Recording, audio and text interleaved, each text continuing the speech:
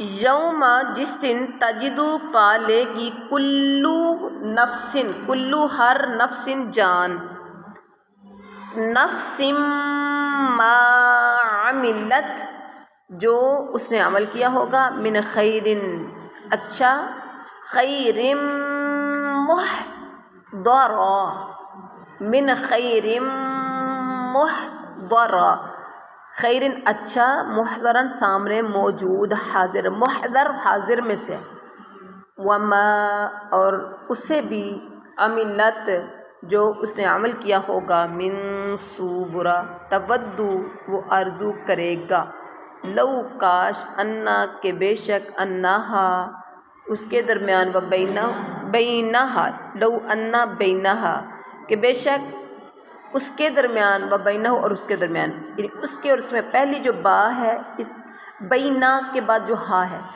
اس کی ضمیر لوٹ رہی ہے برے اعمال کی طرف، اور وہ بینہ کی ضمیر کا جو ہے نا، اور اس کے درمیان کا مطلب ہے اس آدمی کی طرف، اس جان کی طرف، اس انسان کی طرف، کہ ہو اس کے درمیان اور اس کے درمیان آمدم بعیدہ، فاصلہ دور کا، وَيُحَذِّرُكُمُ اللَّهُ اور ڈراتا ہے تمہیں اللہ نفسہ اپنے آپ سے، واللہ اور اللہ رؤوف بالعباد بہت شفیق ہے اپنے بندوں پر۔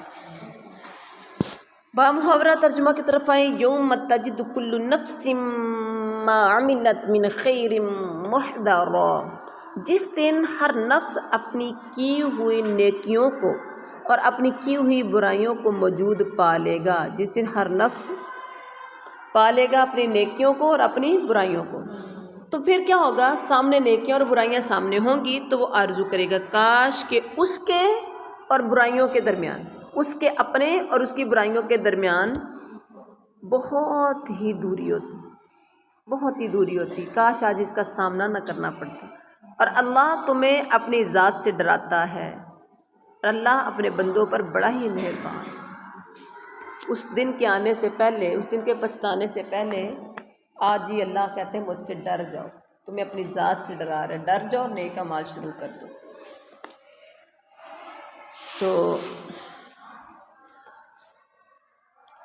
یہ تھا آج کا سبق، جن کی ترجمہ بھی بہت واضح ہے۔ آپ نے جو کچھ کرنا ہے، نیکی یا برائی، اس دن آپ نے موجود پانا ہے۔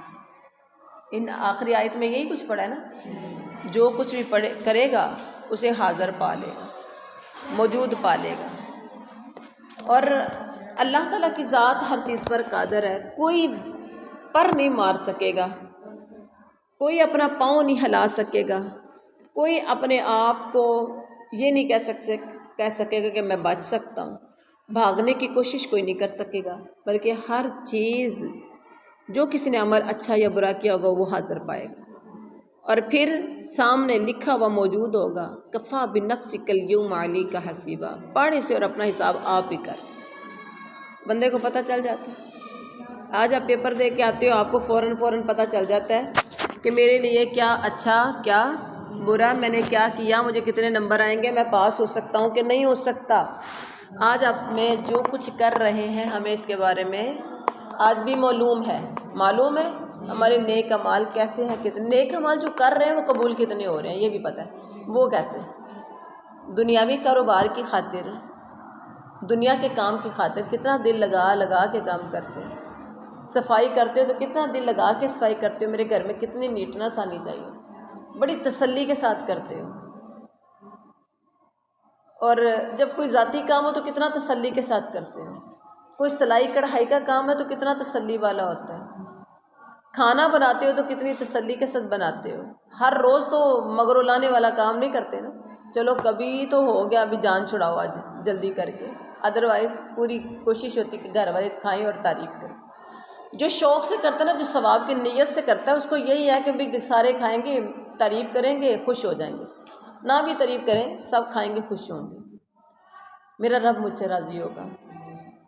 تو آپ خود دیکھیے، نماز جب آپ پڑھتے ہیں تو کتنے منٹوں میں پڑھتے ہیں، سیکنڈز میں، منٹ میں، یہ 5 نمازیں کچھ چند منٹوں میں ہم پڑھ کے فارغ ہو سکتے ہیں۔ اگر صبح ہر نماز کا ٹائم کا دورانیہ ہم لکھیں کہ کتنے منٹ میں آج میں نے نماز پڑھی ہے، تو میرا خیال ہے 24 گھنٹوں میں سے ہم 1 گھنٹہ بھی اللہ کی عبادت کو نہیں دیتے. ہاں تو جی ایک سیکنڈ. تو یہ دیکھیے وہاں اللہ کی ہر چیز آپ کو حاضر ملنی ہے. آج ہمیں اپنی نیکیوں نماز کو قرآن پاک پڑھیں تو بڑی سلیقے کے ساتھ قرآن پاک کو پڑھیں، سمجھیں، پھر کوشش کریں اس میں اپنی زندگی کو بدلنے اور عمل کی طرف آئیے. اللہ تعالیٰ سے دعا ہے اللہ تعالیٰ میں عمل کی توفیق عطا فرما دے. سبحان ربک رب العزت عما یصفون وسلام علی المرسلین والحمد للہ رب. السلام علیکم ورحمۃ اللہ وبرکاتہ.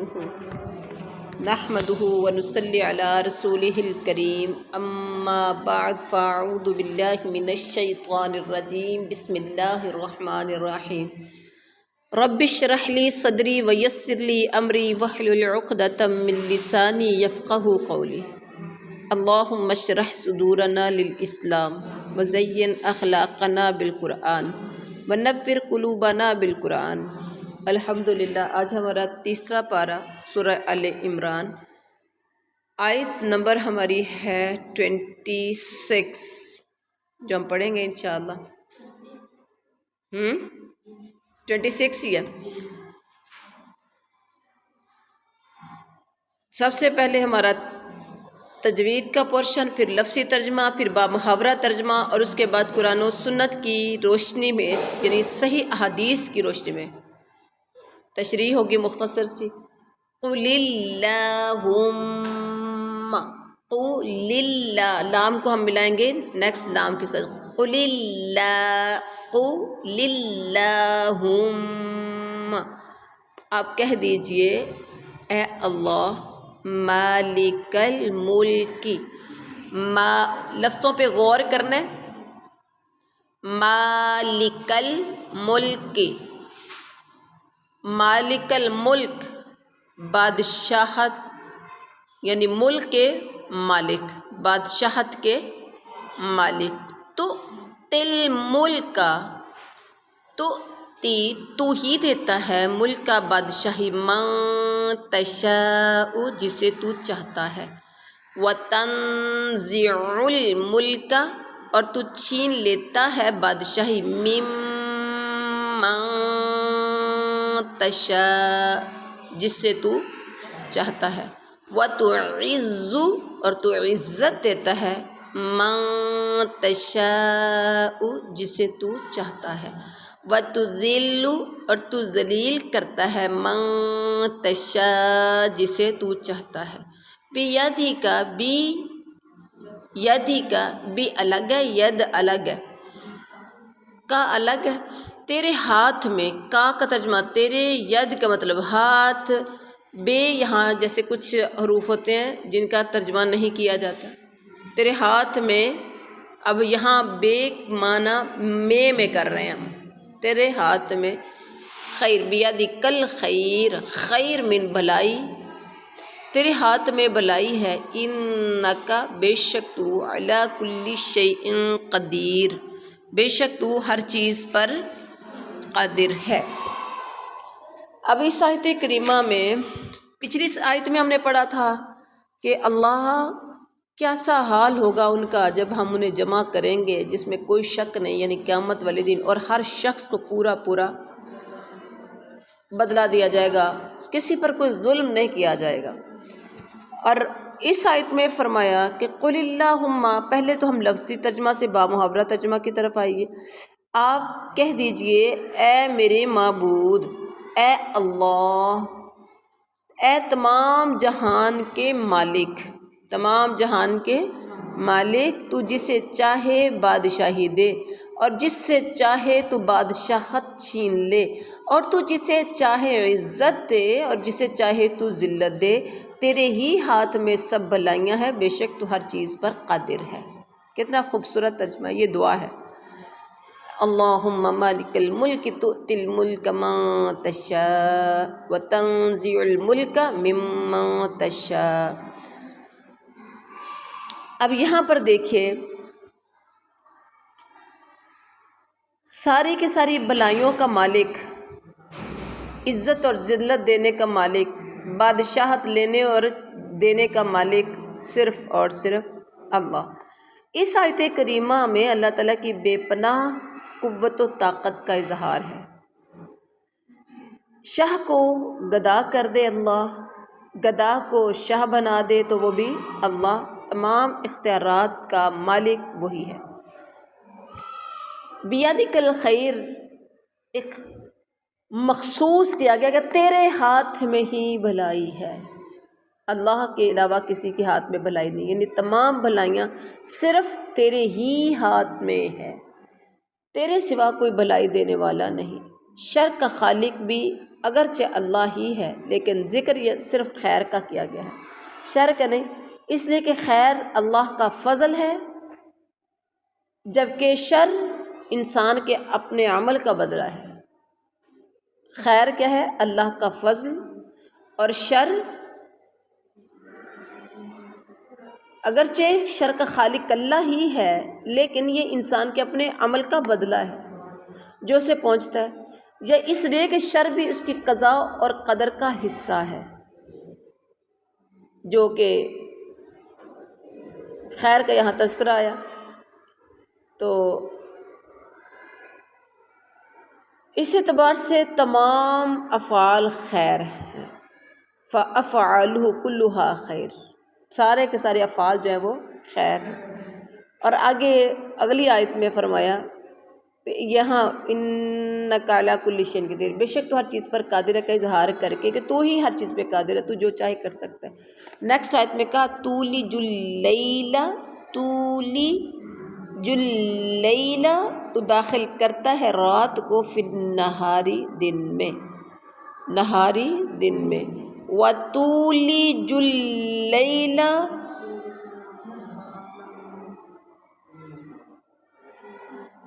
وتولج النہار فی اللیل، اور تو داخل کرتا ہے دن کو رات میں، وتخرج، اور تو نکالتا ہے، تخرج الحی، جاندار کو، من المیت، بے جان سے، وتخرج المیت، اور تو نکالتا ہے بے جان کو، من الحی، جاندار سے، یعنی مردہ کو زندہ سے، زندہ کو مردہ سے تو ہی نکالتا ہے۔ وَتَرْزُقُ، اور تو رزق دیتا ہے، مَن تَشَاءُ، جس سے تو چاہتا ہے، بغیر حساب، بغیر حساب کے جسے تو چاہتا ہے رزق دیتا ہے۔ اب رات کو دن میں اور دن کو رات میں داخل کرنے کا مطلب کیا ہے؟ موسمی تغیرات ہیں، موسمی تغیرات ہیں جو موسم بدلتے رہتے ہیں۔ رات کبھی لمبی ہوتی ہے تو دن چھوٹا ہو جاتا ہے، کبھی دن چھوٹا ہوتا ہے تو رات لمبی ہوتی ہے، اور کبھی رات کا کچھ حصہ دن میں اور کبھی دن کا کچھ حصہ رات میں داخل کر دیتا ہے، جسے رات اور دن چھوٹے یا بڑے ہو جاتے ہیں۔ اور اب یہاں پر ہے کہ تو زندہ کو مردہ سے، زندہ کو مردہ سے اور مردہ کو زندہ سے نکالتا ہے۔ اب اگر غور کیا جائے کہ تو زندہ نکالتا ہے زندہ کو مردہ سے، مثال کے طور پر نطفہ، پانی کا قطرہ مردہ ہوتا ہے، اس سے زندہ انسان سے وہ نکلتا ہے، زندہ انسان سے ایک پانی کا قطرہ مردہ نکلتا ہے، پھر اس مردہ نطفہ سے انسان بنتا ہے، پانی کے قطرے سے انسان بنتا ہے۔ اور اسی طرح سے ایک اور مثال ہے، مردہ انڈا مردہ ہوتا ہے کہ زندہ ہوتا ہے؟ اس کے اندر جان ہوتی ہے، انڈا مردہ ہوتا ہے، اس سے پہلے مرغی زندہ تھی، یا یوں کہہ لے کہ زندہ مرغی تھی، اس کے اندر سے انڈا مردہ نکالا، پھر وہ مردہ انڈا تھا تو اس سے زندہ مرغی نکال دی۔ بات سمجھ میں آ گئی؟ زندہ مرغی سے مردہ انڈا اور مردہ انڈے سے زندہ مرغی، اللہ جو چاہے کر سکتا ہے، اور رزق اللہ جسے چاہتا ہے بغیر حساب کے دیتا ہے۔ جی اب اس کے بعد ہے لا يتخذ المؤمنون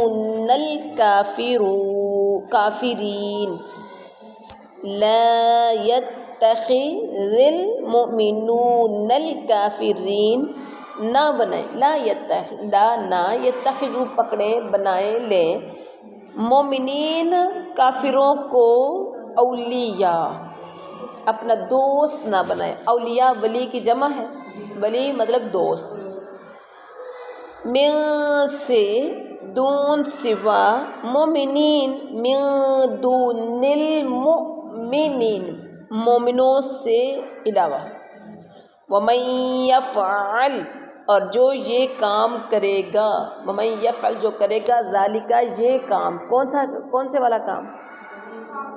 مومنوں کو چھوڑ کر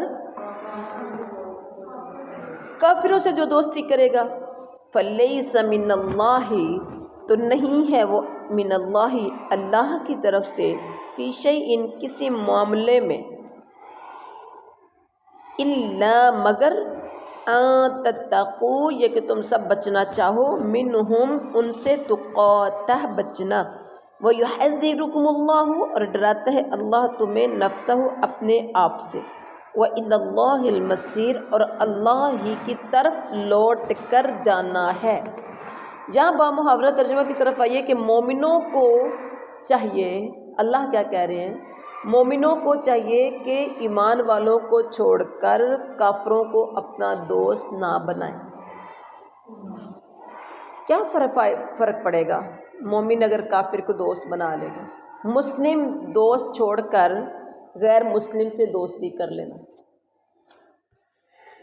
اور کسی کافر سے دوستی کرنا، اسی طرح سے ایمان والی دوست کو چھوڑ کر بے ایمان سے، لا الہ الا اللہ تو پڑھنے والی ہے لیکن وہ لا الہ پڑھ کر بھی اسلام کا پتہ نہیں، جسے دین کا پتہ نہیں، نماز کا پتہ نہیں، تو ایسے لوگوں سے دوستی مت کریے۔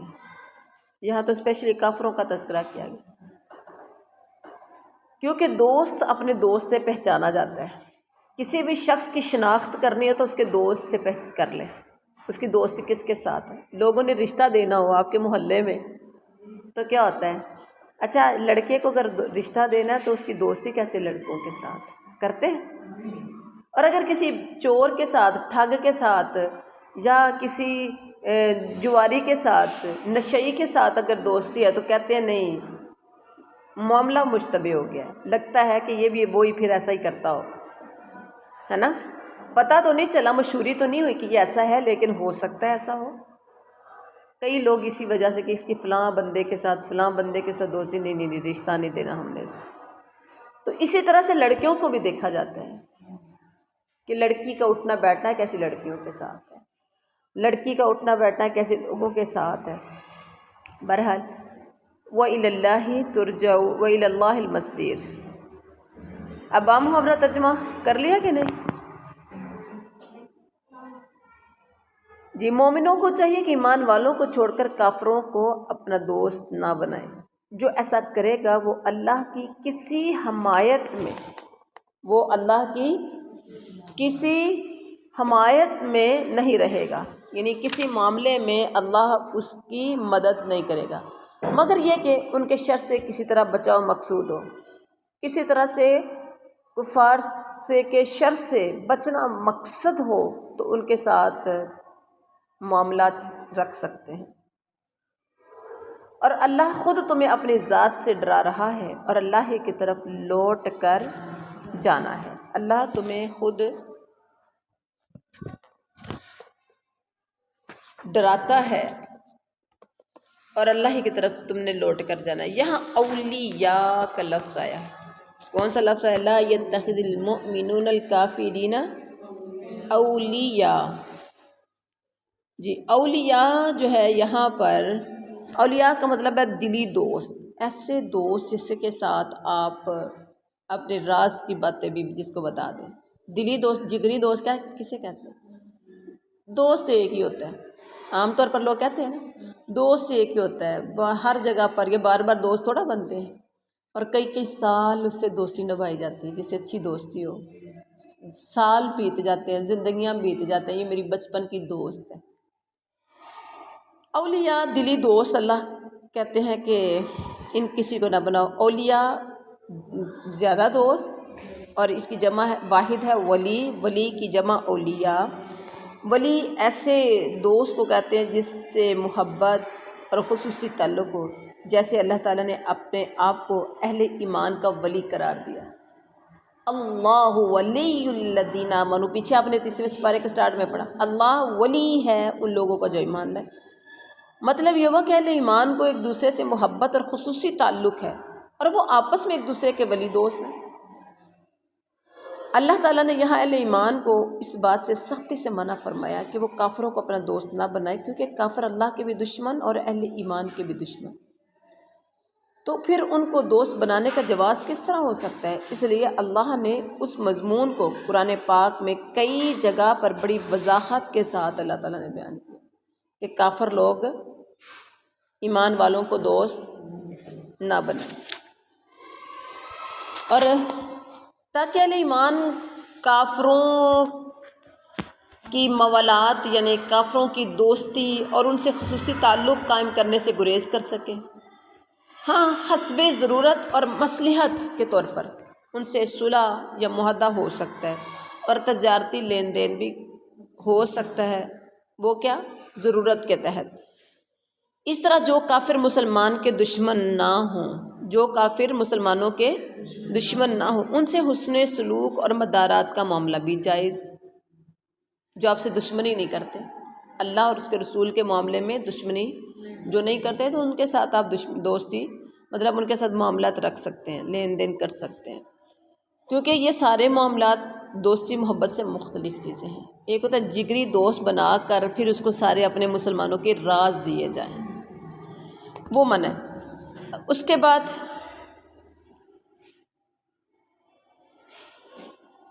اور اس کے بعد ہاں، ان کے شر سے کسی طرح سے بچنا مقصد ہو تو پھر آپ ان سے دوستی کر سکتے ہیں۔ یہ اجازت ان مسلمانوں کے لیے ہے، پہلا نمبر جو کافر حکومت میں رہتے ہوں، کہ ان کے لیے اگر کسی وقت اظہار دوستی کے بغیر ان سے شر سے بچنا مقصود ممکن نہ ہو تو وہ زبان سے ظاہری طور پر دوستی کا اظہار کر سکتے ہیں، یہ ہمارے دوست ہیں، زبان سے اظہار کر سکتے ہیں، کیوں؟ ان کی شرارتوں سے، ان کی تکالیف سے بچنے کے لیے۔ اگر کسی کافر حکومت میں رہتے ہوں، الحمدللہ ہم تو آزاد مسلمان ہیں، ہم آزاد مسلمان ہیں، اور آزاد مسلمانوں کے لیے کوئی مسئلہ نہیں ہوتا۔ اس کے بعد ہے قل، کہہ دیجئے،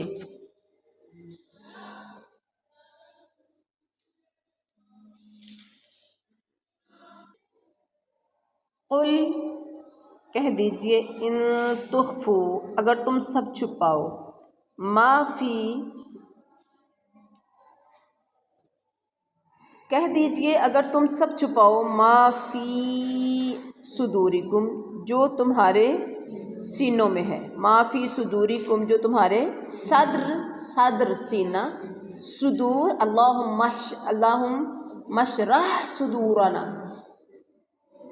رب اشرح لی صدری، ٹھیک ہے، صدور صدر سینہ، صدر کی جمع صدور، تو جو تمہارے سینوں میں ہے، او یا تبدوہ، تم ظاہر کرو اسے، یعلمہ اللہ، اللہ اسے جانتا ہے، اللہ اسے جانتا ہے، وَيَعْلَمُ، اور وہ جانتا ہے، ما، جو کچھ فی السماواتی، آسمانوں میں ہے، وما، اور جو کچھ فی الارض، زمین میں ہے، واللہ، اور اللہ، علی کل شیء قدیر، ہر چیز پر قادر ہے، اللہ ہر چیز پر قادر ہے۔ یعنی اللہ تعالیٰ تمہیں کیا کہتا ہے؟ سب سے پہلے اللہ تعالیٰ اپنے نبی کو قل، آپ کہہ دیجئے کہ خواہ تم اپنے سینوں کی باتیں چھپاؤ خواہ ظاہر کرو، اللہ سب کو جانتا ہے، آسمانوں اور زمین میں جو کچھ ہے سب اسے معلوم ہے، اور اللہ ہر چیز پر قادر ہے۔ اس کے بعد ہے یوم، جس